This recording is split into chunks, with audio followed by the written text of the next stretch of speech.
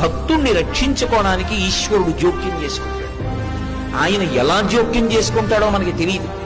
ఒక్కొక్కసారి బహుముందుగానే జోక్యం చేసుకుంటాడు. వచ్చేది తెలుస్తుంది కాబట్టి అడ్డుకట్ట వేసి నించుంటాడు. మనకి తెలియవు ఆయన యొక్క కృత్యములు.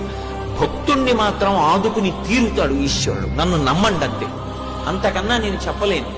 ఒక సమస్యని ఇచ్చే ముందు మనం సమస్య వచ్చాక ఆలోచిస్తాం. భగవంతుణ్ణి నమ్ముకున్న వాడి గురించి పరమేశ్వరుడు సమస్య ఇవ్వడానికి ముందు వాడికి పరిష్కారం ఎలా చూపించాలని ఆలోచిస్తాడు. నన్ను నమ్ముకునున్నవాడు వాడు పాడైతే, అందుకే భాగవతంలో అష్టమ స్కందంలో అంటాడు, వాడు నా కొరకు రక్షింపవలయువాడు. వాడి కోసం వాడిని నేను రక్షించట్లేదు, నా కోసం రక్షిస్తున్నా. అటువంటి వాడు పాడైపోతే లోకంలో భగవంతుడున్నాడు అని ఎవడు నమ్ముతాడు? నమ్మడు. నేను ఉన్నాను అని నమ్మాలంటే నన్ను నమ్ముకున్నవాడు పాడవడానికి వీలు.